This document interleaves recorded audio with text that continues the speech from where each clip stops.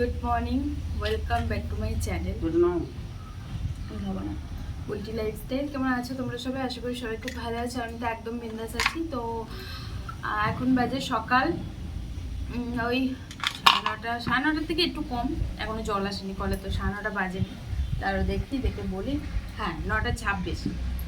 তো এখন একটু আগে উঠলাম। আজকে এত পরিমাণে লেট হয়ে গেছে। অ্যাকচুয়ালি লেট হওয়ার কারণ হচ্ছে যেহেতু ঠান্ডা ঠান্ডা ওয়েদার, তো কখন সকালে হচ্ছে বুঝতেই পারিনি। আর জানলা আমরা বন্ধ করি না খুব একটা, তো কালকে যেহেতু ঠান্ডা ঠান্ডা ওয়েদার ছিল তাই জানলাটা বন্ধ করা হয়েছিল। আলোটা ঢোকেনি, যার জন্য বুঝতেও পারিনি যে কখন সকাল হয়েছে। তো একটু আগে উঠলাম, উঠে এই মিষ্টির জলটা খেলাম দেখতে পেলে। তো এখন হচ্ছে কাজে লাগবো, তাই তোমাদের সাথে একটুখানি ফেস টু ফেস কথা বলে নিলাম। তো চলো এবার নাকে নল দিয়ে খাটনি হবে। তো পার্লারে হয়তো যেতে পারবো না, কারণ এখনো কোনো কাজ সারাই হয়নি, অনেক কাজ পড়ে আছে। আজ ভাবছি একটু কাচাকুচি করবো, কারণ কদিন ধরেই মেঘলা মেঘলা ওয়েদার থাকছে, তারপর বৃষ্টি হচ্ছে।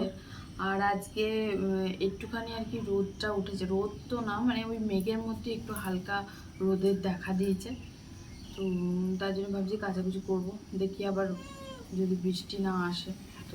তো ঘরের কিছু কাজ হলো, এখনও কিছু বাকি আছে। তো এদিকে জল চলে এসেছিলো, তাই ভাবলাম জল কোটাকে তুলে নিই, তারপর না হয় কাজবাজ করবো। কাজবাজ বলতে ঘরটা মুছতে বাকি আছে, শুধুমাত্র ঝাড়ুটা দিয়ে বিছানাটা ঠিকঠাক করে এসে এগোটা কাচতে এলাম। কাচাকুচি আছে, জল ভরা আছে, বাথরুমে জল তুলতে হবে, অনেক কাজবাজ আছে বাইরের। আর বাইরের কাজগুলো আগে করে নিই, তারপর না হবে মানে ঘরের কাজগুলো করব। আর কদিন ধরে এত পরিমাণে বৃষ্টি পড়ছে, মানে কাচাকুচি আমি প্রত্যেক দিনই করি, কিন্তু অল্প অল্প করেই কাচাকুচি করছি। ওই দিনেরটা তো শুকাচ্ছে না, কারণ একদিন কাচাকুচি করলে আবার দ্বিতীয় দিনের দিতে হচ্ছে, রোদ খাওয়াতে। রোজ তো হচ্ছে না, ওই হাওয়াটা দিচ্ছে, হাওয়াটা খাওয়াতে হচ্ছে, তবে গিয়ে শুকাচ্ছে। আর তাই ভাবলাম যে আজকে বেশি আর কেচে লাভ নেই, এমনিতেই শুকাচ্ছে না, তাই অল্প কত কটাই কেচে দিলাম। আর মেলতে টেলতে চলে এসেছি, কারণ মেলা বলতে আগেকার দিনে কতগুলো কাঁচা ছিল সেগুলো শুকায়নি, সেগুলোও মেলে দিলাম। আর আজকেকার কিছু ভিজে জিনিসপত্র ছিল সেগুলো আর কি মেলে দিলাম। তো মেলে টেলে ওদিকে স্নান টান করে আবার আজকে যাব একটু ব্যাংকে, কারণ আজকে সোমবার আর ভিড় হবে। ভাবলাম যে যাবো না, কিন্তু ব্যাংকের কাজটা এখনও কমপ্লিট হয়নি, যেতেও হবে একবার। তো স্নান টান করে এদিকে চলে এসেছি। আর যেহেতু বর্ষাকাল বলে কথা, তাই একটু ধুনো দিয়ে দিলাম সারা ঘর দৌড়ে, কারণ পোকামাকড়গুলো মরে যাবে তার জন্য আর কি। আর আমি দুবেলা করেই ধুনো দিই। আমি যদি সন্ধ্যেবেলাতে সন্ধ্যে দিই, মানে সন্ধ্যে আমি যেদিনকে তাড়াতাড়ি বেরিয়ে যাই কাজে বা ঘুরতে, সেদিনকে দেওয়া হয় না, সেদিনকে মাই দেয়। আর সন্ধ্যায় আমি দিলে আমি ধুনোই দিই, মাও দেয় ধুনো।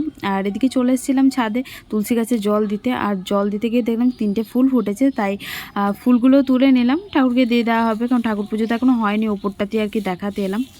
আর ও আজকে একটা কলমের গাছ করছে, সেটা তোমাদেরকে দেখাই চলো। তো ও নতুন প্রসেসে একটা গাছ লাগাচ্ছে। তো দাঁড়াও তোমাদেরকে ডিটেলসে বলে দিই, কারণ আমি তো উপরে নিচে যাব পুজো দেবো। তো এটা হচ্ছে অ্যালোভেরা পাতা, যেটা হাফ কেটে তারপরে আম গাছের একটুখানি ডাল, এই একটু গোড়া থাকবে, মানে সেই রকম একটা ডাল নেবে, দিয়ে মাছ বরাবর গোড়াটাকে রাখবে, আর চারিদিকে একটু করে ছুলে নেবে। দিয়ে ছোলার পর এটার মধ্যে বসিয়ে দেবে। আর ও 3টে করছে। আর তার যেটা আর কি বসাবে, তার মধ্যে এই যে একটুখানি মাটি দিয়েছো, মাটি না ছাই, তো ছাইয়ের মধ্যে এটাকে এখন বসানো হবে। তো শর্টকাটে বলে দিলাম, দেখি যদি হয় তো ডিটেলসে তোমাদেরকে সবটা মানে দেখাবো পরবর্তীকালে যখন করব আবার। এই যে 3টে গাছ এখন বসিয়ে দেওয়া হলে এর উপরে ছাইগুলোকে সব দিয়ে দেবে, দিয়ে হালকা হালকা জল স্প্রে করে দেবে। আর এটা কতদিন পর বললো? 12 দিন পর মানে অঙ্কুর বেরোবে এটা থেকে, মানে আমের চারা হবে। তো দেখাবো তোমাদেরকে যদি হয়। তো এটা নতুন প্রসেসে গাছের ব্যবস্থা করা হলো। তো এসব মানে ও গার্ডেনিং খুব ভালোবাসে, মানে প্রাকৃতির সাথে একদম টাচ হয়ে থাকতে, তাই এইসব দিকে ওর প্রচুর নলেজ। তো পরে তোমাদেরকে দেখাবো, এটা 12 দিন পর আবার দেখাবো তোমাদেরকে যে অঙ্কুর বেরিয়েছে কিনা। তার আগে দেখাবো একটু একটু করে। তো চলো এখন নিচে যাব আমি। চলে এসছে নিচে, আর নিচে এসে পুজো টুজো দিয়ে নিলাম। তো সিংহাসনটা আজ খুব সুন্দর লাগছিলো, তাই ভাবলাম যে তোমাদেরকে একটু দেখিয়ে দিই কেমন লাগছে, কিন্তু বলো। হ্যাঁ, তো আমি প্রত্যেক দিনই যখন পুজো দিই একটু টাইম হাতে থাকলে না ভালো করে সাজাই। তো যেদিনকে টাইম থাকে না সেদিনকে আর কি তাড়াহুড়ো করে দিয়েই চলে যাই। তো চলো খাওয়া দাওয়া করে নেবো। খাওয়া দাওয়া করে এদিকে চলে এসেছিলাম একটু ছাদে। আর ছাদে এসেই ও বললো যে আমার নখটা একটু কেটে দেবে, কারণ প্রচণ্ড বড় বড় হয়ে গেছিলো, আর তার জন্য কি কেটে দিচ্ছে। আর ও বাড়ি আসলে মানে এইরকমই, তোমরা এবার এটা দেখে কিছু মনে করো না, ও এরকমই মানে নেল পালিশ পরিয়ে দেওয়া, তারপর নখ কেটে দেওয়া, হাতের নখ শেপ করে দেওয়া, তারপর আরও অনেক কিছু, মানে এতটা প্যাম্পায়ার করে যতটা ও যতটা আমার খেয়াল রাখে না, বিশ্বাস করো আমার মা বাবা হয়তো ততটা আমার খেয়াল রাখতে পারে না। আমি সত্যিই বলছি। সবাই বলে না যে মেয়েদের জীবনে সব থেকে ইম্পর্টেন্ট হচ্ছে তার বাবা, তো আমি বলবো আমার জীবনে সব থেকে ইম্পর্টেন্ট হচ্ছে আমার বাবার পর আমার হাজব্যান্ড।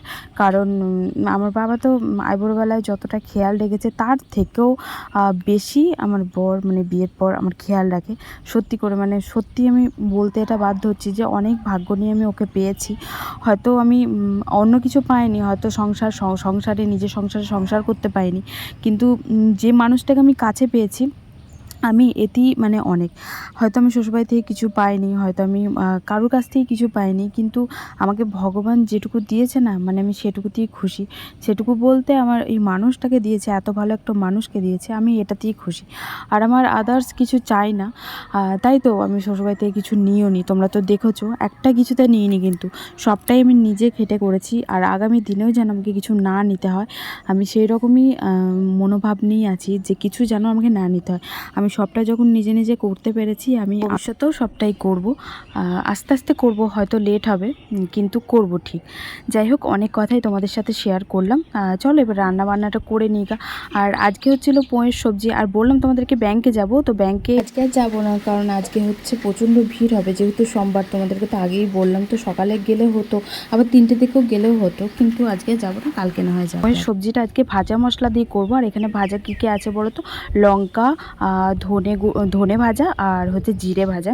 তো এটাই হচ্ছে ফোড়ন দেওয়া হবে, ভেজে মশলাটাকে আর কি উপর দিয়ে ছিটিয়ে দেবো, তাহলেই হয়ে যাবে, একদম শর্টকাট। আর ডাল দিয়ে পোঁইটা খেতে খুব ভালো লাগে, তাই ডাল দিয়েই করেছিলাম। আর পাঙাশ মাছটা সে অনেক দিন আগে এনেছিলাম, তো ওটা ফ্রিজে রাখা ছিল, ওটাই আজকে বার করলাম, ওটাই আজকে রান্না হবে। তো চলো রান্না বান্নাটা সেরে নিই। তো এই যে ব্যাগ বেরিয়ে গেছে, আর হ্যাঁ, তো ব্যাগটা এখন এই যে একটুখানি সাফাই করা হলো, কারণ অনেক কদিন ধরে 2-2.5 মাস ধরে পড়েছিল ইয়েতে, খাটের তলা। তো ওইটাই এখন আর কি ঠিকঠাক পরিষ্কার টরিষ্কার করে একটু রোদে দেওয়া হলো, কারণ হালকা ওই গ্যাস ছেড়ে দিয়েছে, বর্ষাকাল তো।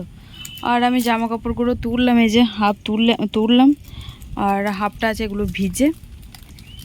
এখন যাবো নিচে, মায়ের রান্নাবান্না মনে হয় হয়ে গেছে, খাওয়া দাওয়া করবো, করে আজ কটা ভাবছি ভিডিও বানাবো।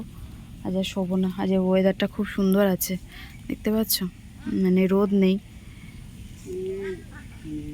আর দিদাও দেখো গরু আনতে চললো,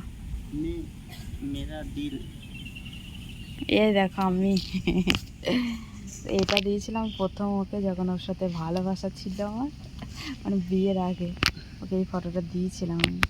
কেমন ছিল? 15/4/2014। কত রোগা ছিলাম।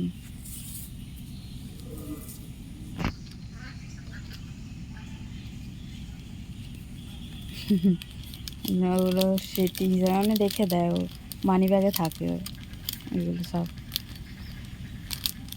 কত লাকি আমি, গার্লফ্রেন্ডের ফটো মানি ব্যাগে রেখে দিয়েছে, বউর ফটো রাখেনি। হ্যাঁ, আমার বর দেখো গার্লফ্রেন্ডের ফটো রেখে দিয়েছে, যখন আমি ওর গার্লফ্রেন্ড ছিলাম তখনকার ফটো ধরো, বিয়ের পরের কিন্তু ফটো রাখা নেই, আগেকার ফটো রাখা আছে। তো চলো এখন নিচে যাব। তো রান্নাবান্না করে গেছিলাম একটুখানি ছাদে, আর ওর সাথে একটুখানি মজা করলাম, দেখতেই তো পেলে। আর ও এইসব কথা বলে খুব রেগে যায় সত্যি, কারণ আজকাল জানো তো মানে মানুষের বিয়ে করছে সবাই, বিয়ে করে বাস ডিভোর্স। কারণ আজকাল যে সংসার করছে না অনেক দিন ধরে, তাকে দেখে অবাক লাগছে যে মানে তোমরা এখনও সংসার করছো, এরকম একটা অবাক কাণ্ড লাগে।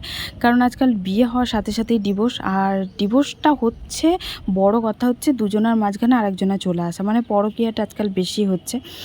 কারণ সত্যিই তাই, মানে আশেপাশে এত পরকীয়া বেড়ে গেছে, তো ভয়ও লাগে।